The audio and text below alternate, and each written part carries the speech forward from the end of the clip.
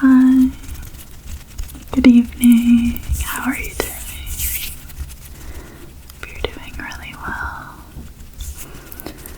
My name is Nye. Welcome back.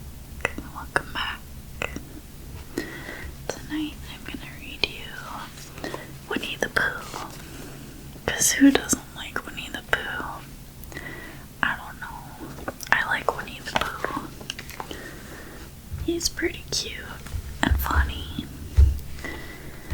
Yeah, I've had this book since I was like, I don't know, maybe like 7. I've had it a long time. It's a really nice, thick book. Look at that. Yeah. We're gonna get into some Pooh tonight.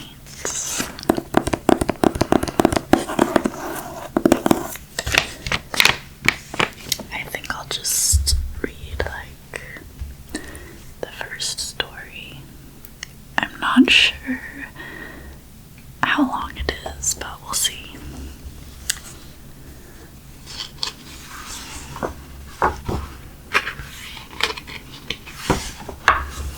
The Complete Tales and Poems of Winnie the Pooh.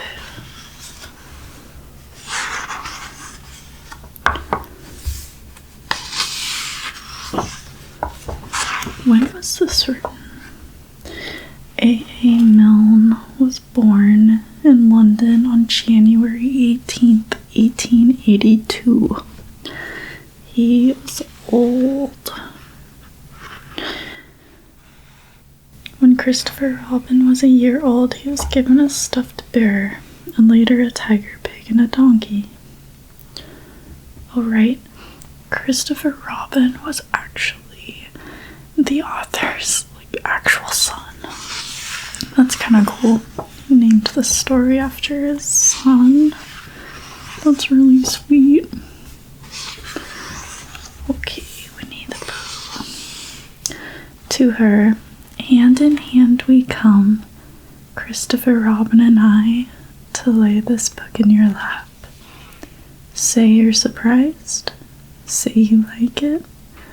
Say it's just what you wanted, because it's yours, because we love you. Aw. Okay, so there's an introduction. Should we read the introduction? We might as well. It's only like a page and a half. Introduction. If you happen to have read another book about Christopher Robin, you may remember that he once had a swan, or the swan had Christopher Robin, I don't know which, and that he used to call this swan Pooh. That was a long time ago, and when we said goodbye, we took the name with us, as we didn't think the swan would want it anymore. Well, when Edward Bear said that he would like an exciting name all to himself, Christopher Robin said at once, without stopping to think, that he was Winnie the Pooh. And he was. So, as I have explained the Pooh part, I will now explain the rest of it. You can't be in London for long without going to the zoo. There are some people who begin the zoo at the beginning, called Way In, and walk quickly as they can past every cage until they get to the one called Way Out. But the nicest people go straight to the animal they love the most and stay there. So when Christopher Robin goes to the zoo, he goes to where the polar bears are, and he whispers something to the third keeper from the left, and the doors are unlocked, and we wander through dark passages and up steep stairs until at last we come to the special cage, and the cage is opened, and out trots something brown and furry, and with a happy cry of, "Oh, bear," Christopher Robin rushes into its arms. Now this bear's name is Winnie, which shows what a good name for bears it is. But the funny thing is that we can't remember whether Winnie is called after Pooh or Pooh after Winnie. We did know once, but we have forgotten. I had written as far as this when Piglet looked up and said, in his squeaky voice, "What about me?" "My dear Piglet," I said, "the whole book is about you." "So it is about Pooh," he squeaked. "You see what it is. He is jealous because he thinks Pooh is having a grand introduction all to himself. Pooh is the favorite, of course, there's no denying it. But Piglet comes in for a good many things which Pooh misses, because you can't take Pooh to school without everybody knowing it. But Piglet is so small that he slips into a pocket, where it is very comfortable to feel him, when you are not quite sure whether twice 7 is 12 or 22. Sometimes he slips out and has a good look in the ink pot, and in this way he has got more education than Pooh. But Pooh doesn't mind. Some have brains and some haven't, he says, and there it is. And now all the others are saying, what about us? So perhaps the best thing to do is to stop writing introductions and get on with the book.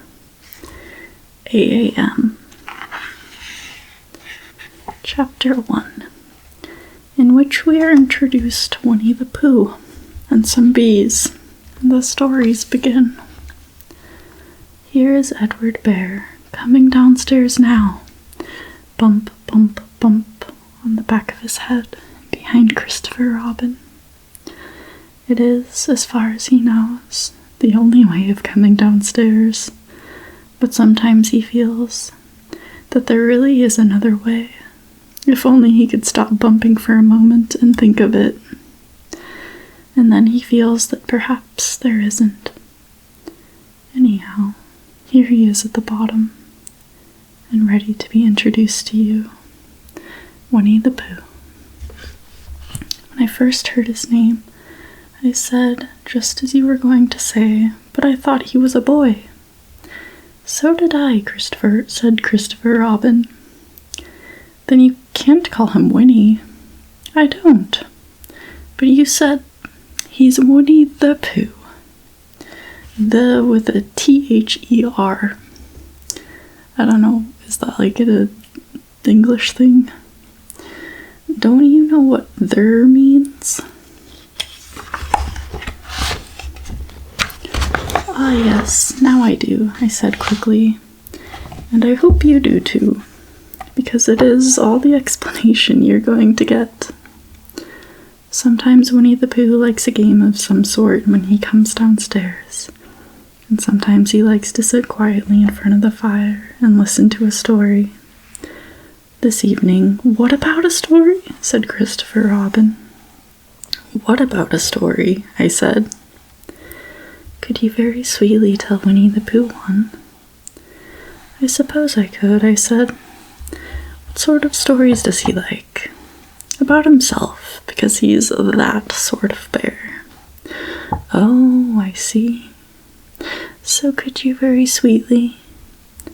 I'll try, I said. So I tried. Once upon a time, a very long time ago now, about last Friday, Winnie the Pooh lived in a forest all by himself under the name of Sanders. What does under the name mean? Asked Christopher Robin. It means he had the name over the door in gold letters and lived under it. Winnie the Pooh wasn't quite sure, said Christopher Robin. Now I am, said a growly voice. Then I will go on, said I. One day when he was out walking, he came to an open place in the middle of the forest, and in the middle of this place was a large oak tree, and from the top of the tree there came a loud buzzing noise. Winnie the Pooh sat down at the foot of the tree, put his head between his paws, and began to think. First of all, he said to himself, That buzzing noise means something.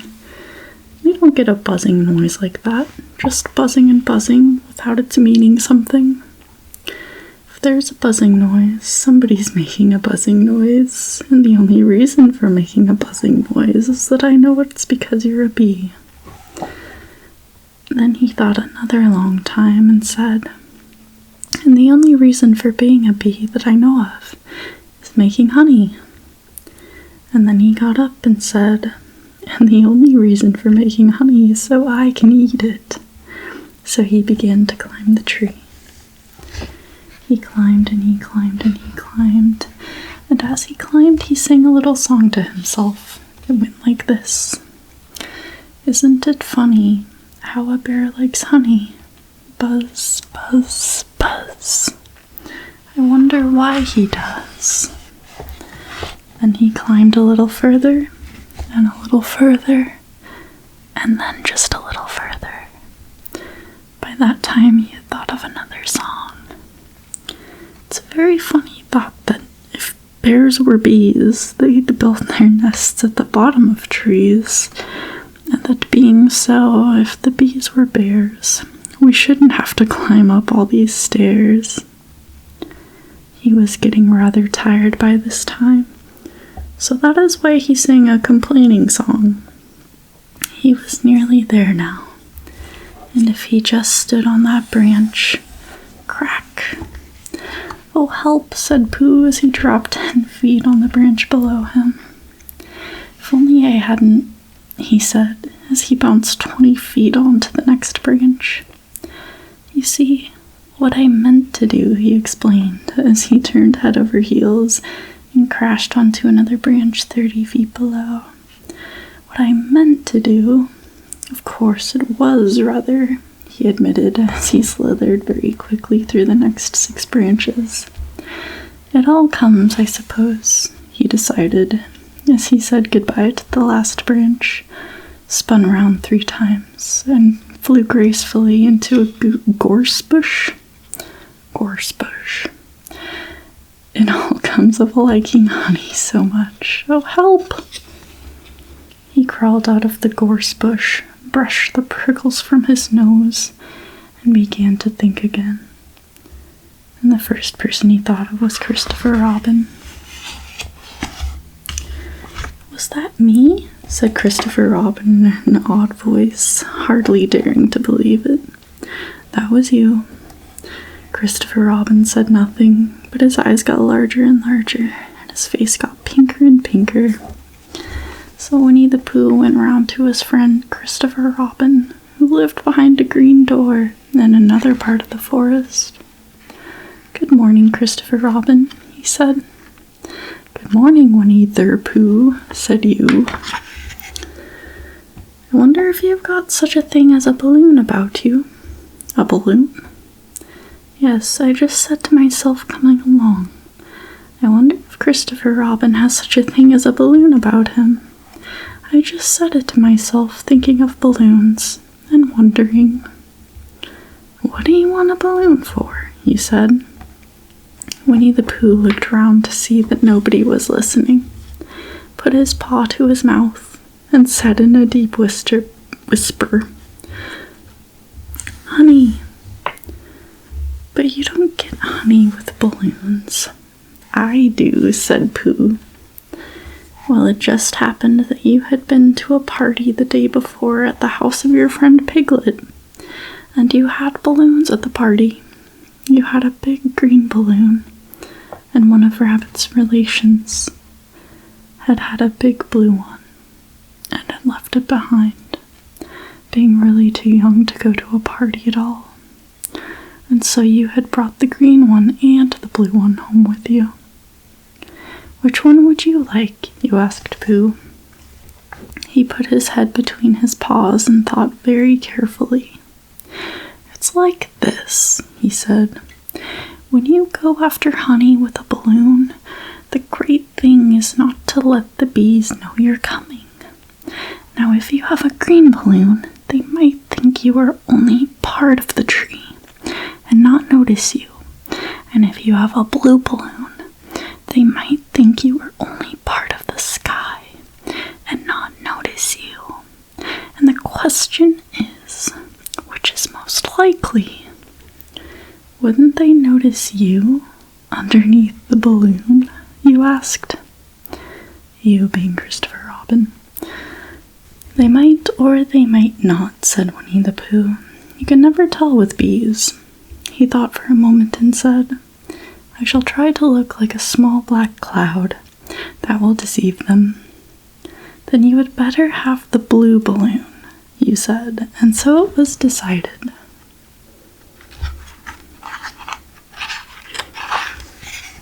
Well, you both went out with the blue balloon, and you took your gun with you, just in case. Oh, there's guns. And Winnie the Pooh went to a very muddy place that he knew of, and rolled until he was black all over. And then, when the balloon was blown up as big, and you and Pooh were both holding on to the string, you let go suddenly, and Pooh Bear floated gracefully up into the sky, and stayed there, level with the top of the tree, and about 20 feet away from it. Hooray, you shouted. Isn't that fine, shouted Winnie the Pooh down to you. What do I look like? You look like a bear holding onto a balloon, you said. Not, said Pooh anxiously, not like a small black cloud in a blue sky? Not very much. Well, perhaps from up here it looks different. And as I say, you never can tell with bees. There was no wind to blow him nearer to the tree, so there he stayed. He could see the honey, he could smell the honey, but he couldn't quite reach the honey. After a little while, he called down to you. Christopher Robin, he said in a loud whisper. Wait, I'll redo it. Christopher Robin, he said in a loud whisper. Hello. I think the bees suspect something. What sort of thing? I don't know, but something tells me they're suspicious. Perhaps they think that you're after their honey. It may be that. You never can tell with bees. There was another little silence, and then he called down to you again. Christopher Robin. Yes? Have you an umbrella in your house? I think so. I wish you would bring it out here and walk up and down with it, and look up at me every now and then and say, Tut tut, looks like rain. I think if you did that, it would help the deception which we are practicing on these bees. Well, you laughed to yourself, silly old bear. But you didn't say it aloud because you were so fond of him, and you went home for your umbrella. Oh, there you are, called down Winnie the Pooh, as soon as you got back to the tree. I was beginning to get anxious. I've discovered that the bees are now definitely suspicious. Oh, there you are, called down Winnie the Pooh, as soon as you got back to the tree. I was beginning to get anxious. I've discovered that the bees are now definitely suspicious. Shall I put my umbrella up? You said. Yes, but wait a moment. We must be practical. The important bee to deceive is the queen bee. Can you see which is the queen bee from down there? No. A pity. Well now, if you walk up and down with your umbrella, saying, Tut tut, it looks like rain, I shall do what I can by singing a little cloud song, such as a cloud might sing. Go! So, while you walked up and down and wondered if it would rain, Winnie the Pooh sang this song. How sweet to be a cloud floating in the blue. Every little cloud always sings aloud. How sweet to be a cloud floating in the blue. It makes him very proud to be a little cloud. The bees were still buzzing as suspiciously as ever. Some of them, indeed, left their nest and flew all around the cloud as it began the second verse of this song. and one bee sat down on the nose of the cloud for a moment, and then got up again. "Christopher, out, Robin," called out the cloud. "Yes?" "I've just been thinking, and I have come to a very important decision. These are the wrong sort of bees. Are they? Quite the wrong sort. So I should think they would make the wrong sort of honey, shouldn't you?" "Would they?" "Yes, so I think I shall come down now." "How?" asked you. Winnie the Pooh hadn't thought about this. If he let go of the string, he would fall. Bump.